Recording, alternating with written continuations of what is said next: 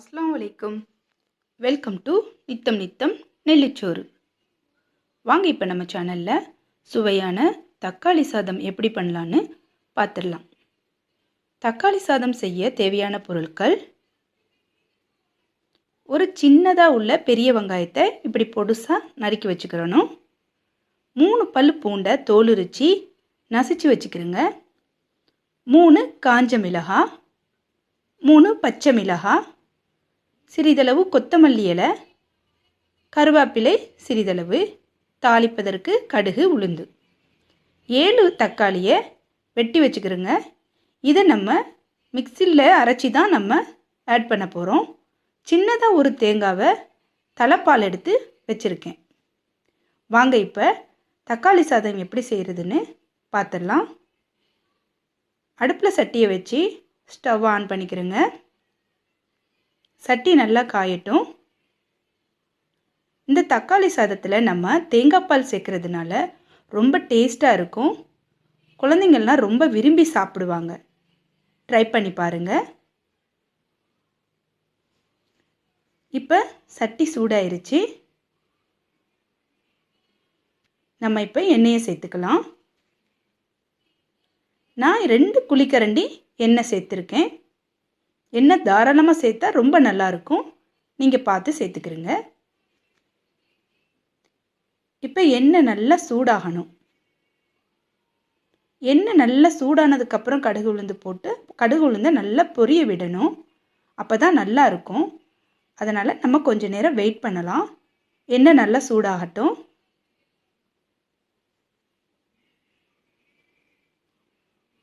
எண்ணெய் நல்லா சூடாயிருச்சு. புகை வருது பார்த்தீங்களா?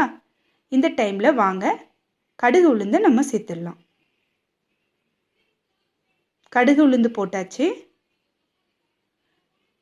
கடுகு உளுந்து நல்லா வெடிக்கணும். நல்லா படப்படன்னு சத்தம் கேட்குது. கடுகு உளுந்து நல்லா வெடிக்குது. இப்போ நம்ம வெட்டி வச்ச வெங்காயத்தை சேர்த்துக்கலாம்.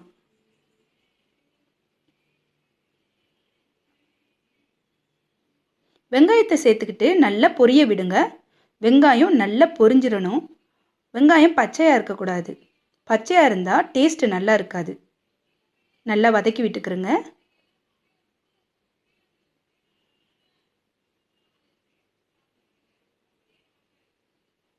ஒரு 2 நிமிஷம் நல்லா வெங்காயம் பொரிஞ்சு வரட்டும்.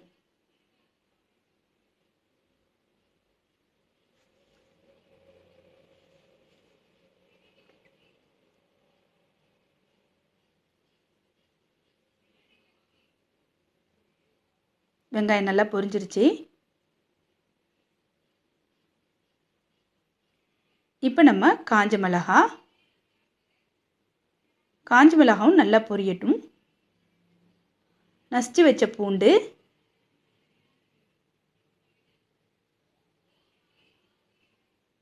பச்சை மிளகாய்,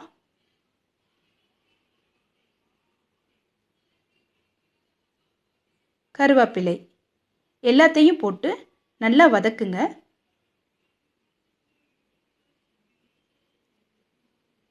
எல்லாம் நல்லா பொரிஞ்சு வதங்கி வரட்டும்.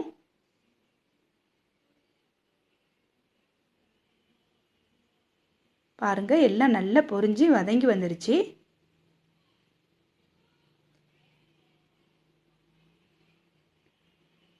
இப்போ இந்த டைமில் நம்ம ஏற்கனவே அரைச்சி வச்சிருக்கிற தக்காளி விழுதை சேர்த்துக்கணும்.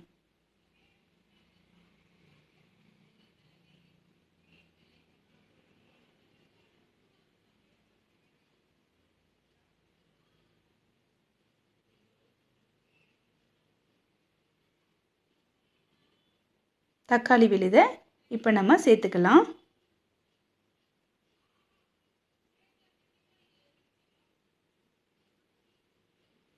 இந்த தக்காளியை ஊற்றுனதுக்கப்புறம் நல்லா கிண்டி விட்டுட்டு தக்காளியோட பச்சை வாசனையெல்லாம் போகணும். அதனால் ஒரு 2 நிமிஷம் அதை நல்லா கொதிக்க வைக்கலாம்.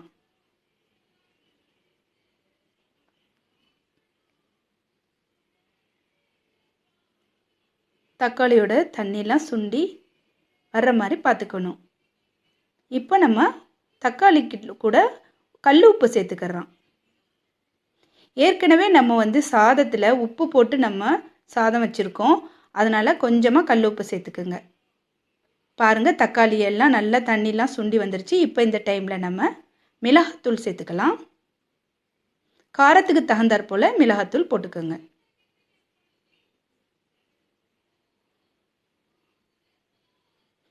மஞ்சத்தூள் சிறிதளவு சேர்த்துக்கணும். இப்போ சிறிதளவு கரம் மசாலா சேர்த்துக்கலாம். இப்போ எல்லாத்தையும் நல்லா கிண்டி விட்டுருங்க. இந்த மசாலாவோட வாசனை, பச்சை வாசனை போகணும். அதனால இதை ஒரு 2 நிமிஷம் நம்ம கொதிக்க வைக்கணும்.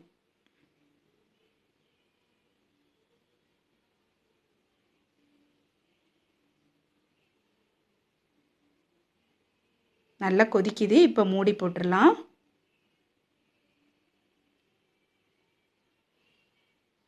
தக்காளியோட தண்ணிலாம் வத்துற அளவுக்கு நம்ம இதை மூடி போட்டுறணும்.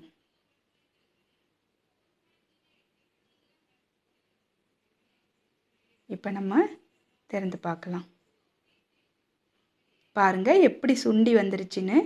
தக்காளி இந்த மாதிரி மசாலாவோடு கலந்து நல்லா சுண்டி வரணும். இது ரொம்ப டேஸ்ட்டாக இருக்கும், செஞ்சு பாருங்கள். இப்போ இது கூட நம்ம தேங்காய் பாலை சேர்த்துடலாம். தேங்காய் பால் சேர்க்கும் போதே உப்பு உரப்பு எல்லாம் போதுமா அப்படின்னு சொல்லி ஒரு டேஸ்ட் பார்த்துக்கிறேங்க.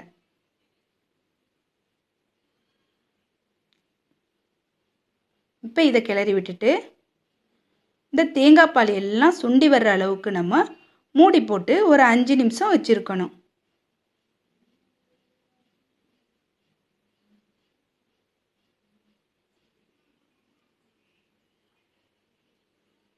மூடி போட்டுடலாம். பாருங்கள், தேங்காய் பால் எல்லாம் சுண்டி மசாலா எல்லாம் சேர்ந்து சூப்பராக இருக்குது. இப்போ நம்ம ஆக்கி வச்ச சாப்பாடை இதில் கலந்துக்கலாம். இப்படி கொஞ்சம் கொஞ்சமாக போட்டு கிளறுங்க. கொஞ்சம் கொஞ்சமாக சாதத்தை இதில் சேர்த்துக்குங்க.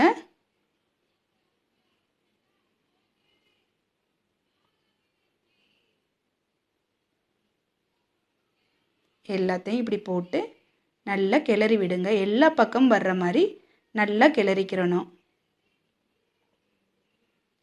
குழந்தைங்கள்லாம் இது ரொம்ப விரும்பி சாப்பிடுவாங்க. லஞ்சுக்கு நீங்கள் இந்த மாதிரி கட்டி கொடுத்து விடுங்க. ரொம்ப டேஸ்ட்டாக இருக்கும். இப்படி நல்லா கிளறிக்கணும்.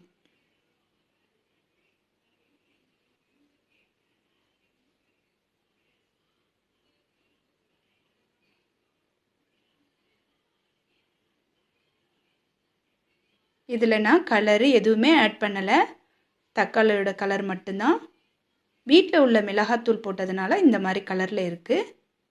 நம்ம காஷ்மீரி சில்லி கூட யூஸ் பண்ணிக்கலாம். ரொம்ப கலர்ஃபுல்லாக இருக்கும். பாருங்கள் எவ்வளோ அழகாக இருக்குது இப்போவே பார்க்குறதுக்கு.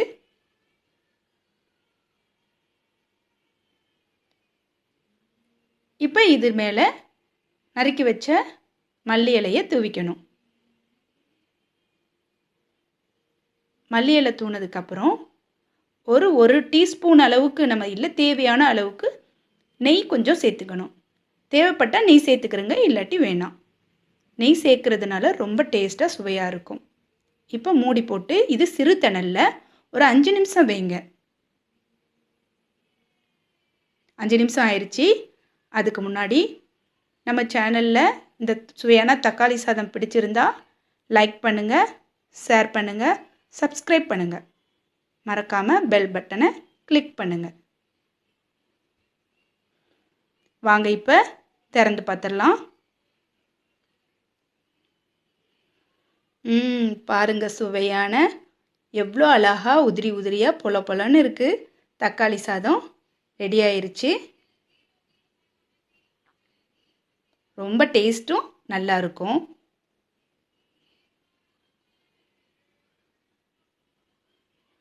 வாங்க இப்போ சர்வ் பண்ணிடலாம்.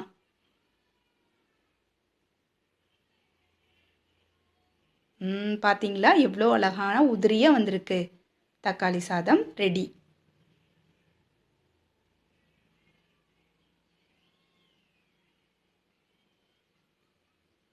இது கூட தொட்டுக்க நீங்கள் உருளைக்கிழங்கு பொரியல், மட்டன் சுக்கா, சிக்கன் பொரியல் எது வேணாலும் வச்சு சாப்பிட்லாம். ரொம்ப டேஸ்ட்டாக இருக்கும். இது சும்மாவே சாப்பிடவும் ரொம்ப டேஸ்ட்டாக இருக்கும்.